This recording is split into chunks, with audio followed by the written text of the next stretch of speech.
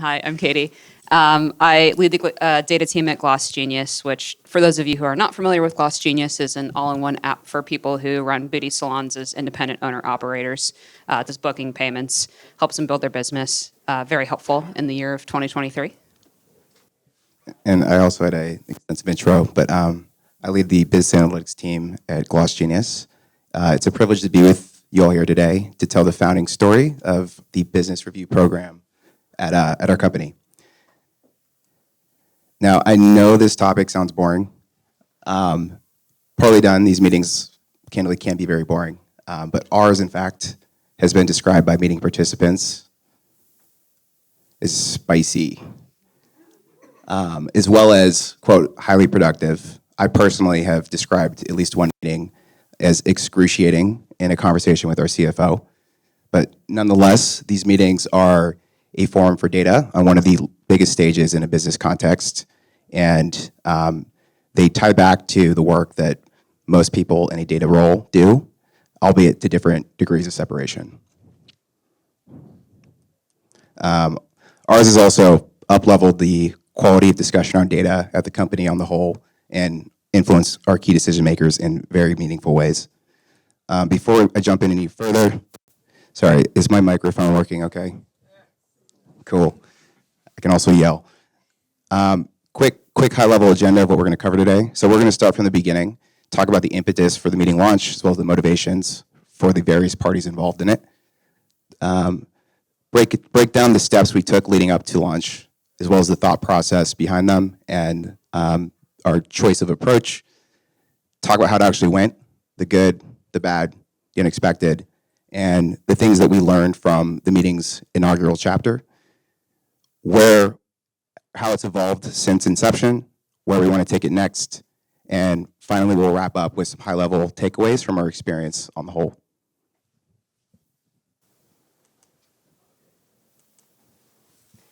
So a business review meeting is something that maybe sounds like a lot of work, and it definitely is. And maybe it's not the most exciting work, but we're going to talk a little bit about why this is something that you should care about and why we are excited to have this as a part of our team's portfolio at GlossGenius.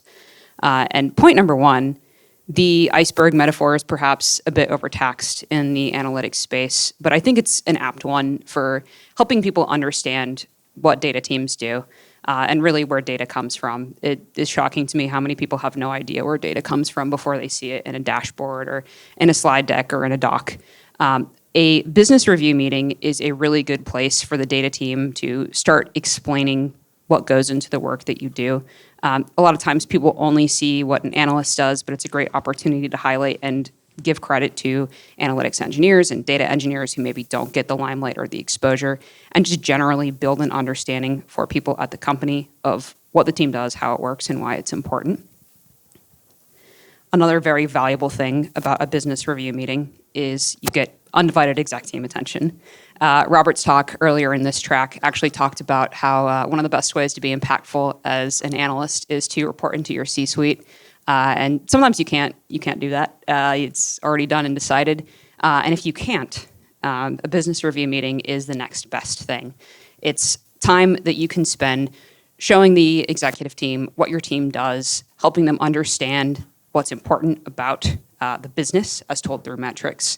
And it gives you a way to counteract things that are perhaps more available or more exciting or pleasing, like a glowing post on social media. It's something that allows you to balance that with something that's perhaps a bit more objective. And I would say analytics is fun and great to talk about, but maybe it feels a bit more like taking their vitamins to them. This is a way that you can force them to do it. And then finally, another very important motivation for doing a business review meeting is that this is kind of like a product surface. We talk a lot about product thinking in data these days. We talk about data products. And a business review meeting is something that you should think of in that way as well. It's something that you should have a specific purpose for. You should have a specific target audience in mind. And it's something that does not have to be perfect when you first roll it out. That is probably the part of it that is scariest for a lot of analysts and analytics professionals is we want things to be perfect. We want things to be right. But sometimes momentum and practice and iteration is how you get to the best outcome. And using a business review meeting as an opportunity to practice your product thinking and to evolve and adapt what you are doing based on regular, recurring FaceTime and feedback with your executive team is super valuable.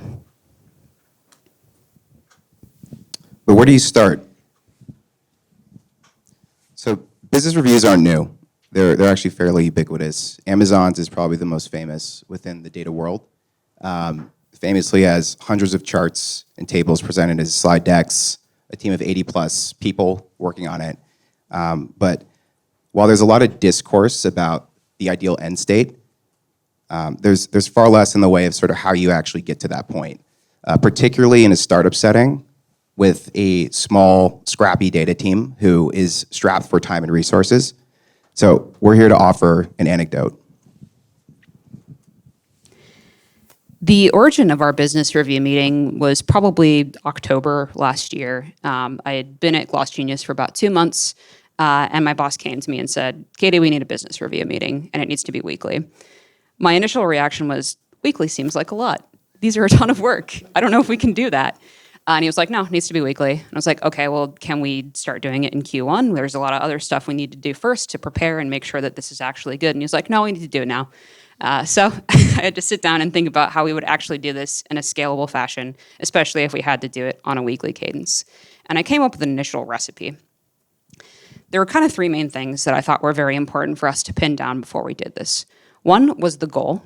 A business review meeting seems like it should be like, oh, you're reviewing the business. But what does that actually mean, and what does it actually look like? That was something I wanted to clarify. Since it's about metrics, you need to have metrics, but which ones you pick is pretty important as well.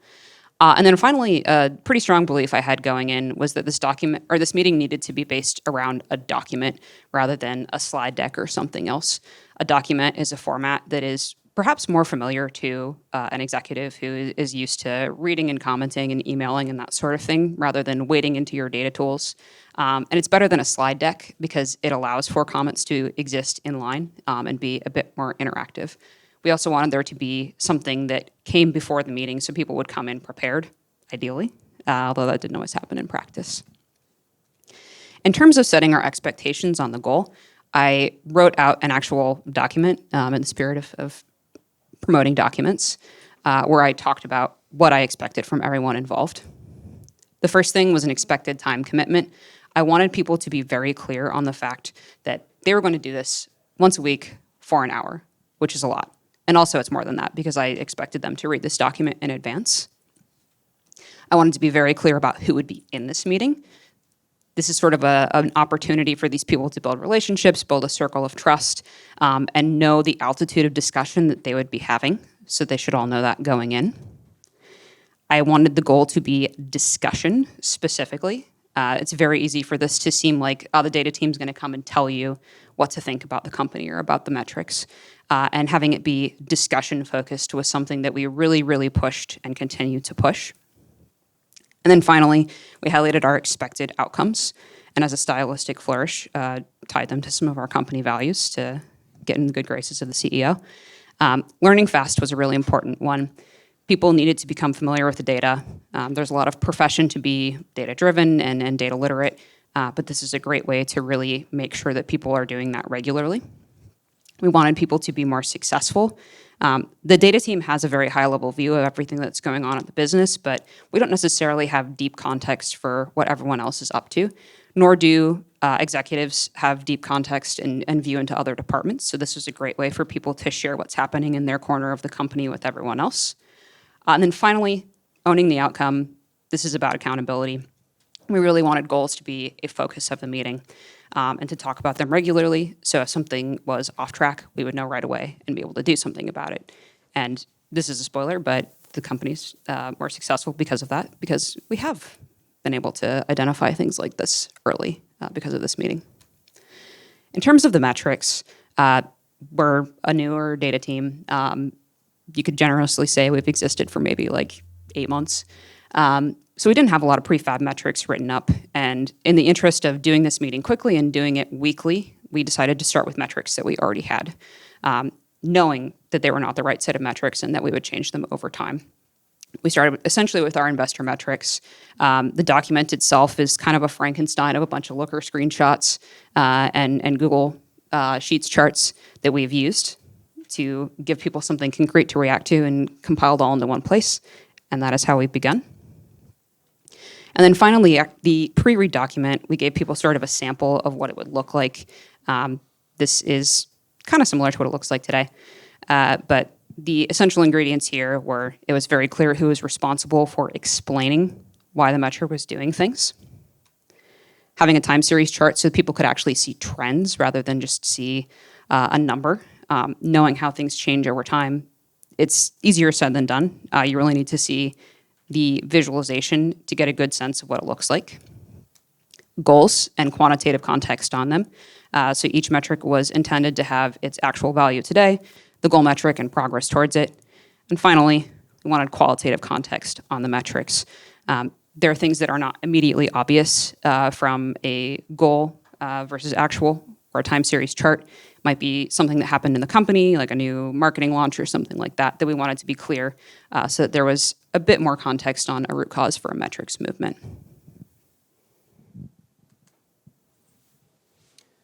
So with all the planning and thought that went into this meeting, our debut must have gone very smoothly, right? Not at all. We went into it knowing this, so did our executive sponsor. I personally was a bit nervous going in, intentionally putting forward a crappy looking product to our executive team who disproportionately comes from a finance background, or whether or not to put a period at the end of a bullet point is something that warrants discussion and debate. But although we didn't stick our landing, we still made it to the ground. So in terms of what in particular didn't go as expected, there's three things I would highlight. The first is no one actually wanted to own metrics during the meeting. So as a result, we were sort of left having to fill in all of the commentary for all of the metrics and trends happening across the business. And people actually came to the meeting expecting to be told why metrics were moving, as opposed to being prepared to discuss potential root causes as a group. The second is that it became very clear that not everyone in the group was accustomed to looking at metrics in the way that the new way we were presenting them. So the screenshot here at the bottom right of the slide is a weekly or daily email that has gone out to our leadership team since before Katie and I's time. It's a snapshot of metrics from our operational database, and it's essentially people were used to looking at metrics in summary form. There's been dashboards that have come and gone in the meantime, but in this meeting, people were very eager to click in to Looker charts and try and get an understanding of how metrics change over time. People really didn't have an intuitive understanding of how our metrics moved. Some people actually also voiced confusion around the specific ways we were calculating metrics and called into question the quality or the correctness of the data itself. It was uncomfortable, to say the least. And the third is people actually saw this meeting as a work intake forum for the data team. So we spent quite a bit of effort actually deflecting in-meeting requests that people were making on the fly, and also using it as an opportunity to sort of communicate as well as reinforce the realistic turnaround times for data work, which, to no surprise, takes longer than most outside of a data team expect it to. Running this meeting was really exhausting. The first couple of times that we did it, we left it drained and very uncertain as to whether anyone found it valuable. And we were pretty diligent about asking for feedback regularly from the subset of the executive team that we were working on putting the meeting together. And pretty soon after we started doing it, one of the times that I sought feedback, we were told that the meeting was working. People were asking better questions and becoming more familiar with the data. And we got the high praise that the group was tolerating us. I always strive to be tolerated, so I was very reassured by this. And really then the impetus for us was to figure out how we evolved this meeting fast enough that they would continue to tolerate it. And the production schedule was very aggressive for this. This is a weekly meeting. A typical week means we assemble this document on Monday when the previous week's data is all complete and the metrics are calculated. Tuesday, we send it out for a pre-read. Wednesday, we discuss, and then we have Tuesday and Thursday, or Thursday and Friday to react to it. This meant that we had a very hectic life and continue to have a little bit of a hectic life around this. I actually assembled this document on the plane on Monday, this week. And in general, it felt like we were laying the tracks of the train right before we ran over them. And we had to try a lot of different things over the past couple of months to make this meeting better. For example, a common complaint that we got early on was when a metric moved, people didn't know if it was important or not. One thing that we tried to do is a custom visualization. This one in particular, the dotted lines are more or less a confidence interval, and anything outside of the trend line or outside of the dotted lines was considered truly anomalous. This did not work. It actually mostly ended up making conversation even less productive, where we were digging into root cause analysis that we just couldn't really explain because we weren't subject matter experts. And generating these charts was also a lot of work, a lot of wrangling with Matplotlib. Definitely not worth the effort, so we ended up deprecating them very quickly after we tried building them. Another thing that we tried to do to get better root cause analysis was bring in special guests. Some of these people provided more or worked better in the flow of the meeting than others. One thing that happened that we thought was interesting but not necessarily where we wanted to go was we had presentations. This started feeling a bit like a show and tell and distracted from the goal of the meeting, which was discussion. So we kind of banished presentations as much as possible. And the most effective way that we found to bring people in was to have them help write commentary on the metrics that we saw. And one of the people who helped us do this became such a valuable member of the meeting that he is now a permanent member of it and continues to add a lot of value. Another thing that we noticed pretty quickly as we started to get more comfortable with the metrics is that we felt smarter for having discussed them but didn't really do anything about it. One thing that we tried to do about this was synthesize action items from the meeting by taking notes during the meeting and then sending out an email afterwards. We tried bringing in an AI note taker at one point, and because we had a in-person hybrid meeting, the transcript was actually totally unreadable because everything was attributed to one voice for the person who had their mic on. But also, like, the administrative burden of this meeting, doing this every single week, running the meeting, preparing the meeting, preparing the document, having to go and read a transcript and pull out action items afterwards was just not scalable for us. And the way that we ended up actually using action items was we reserved about the last 5 minutes of the meeting to talk about, okay, what does this discussion mean and what are we going to do about it? And then posting it in Slack so that we could nag people throughout the week to remember that they had actually signed up for an action item. So where does that leave us today? The meeting is working. It's still based around a pre-read document, albeit more contribution comes from more people. Goals are broken out into their own separate section. The actual format and look of the document itself has evolved a bit, as you can see here, the before on the left and the present day on the right. And discussions are actually intentionally focused in the meeting on topics that people disagree with. Those make for fruitful conversations that lead to actionable, impactful outputs. So in short, keep the spice levels up. But there's still quite a bit of room to improve. So where we want to take it next, there's 3 things that are top of mind. The first being is we need to go further to establish better in-meeting role clarity. So we have a large attendee list spanning multiple departments, multiple job levels, and everyone comes to the meeting with a different set of motivations and incentives.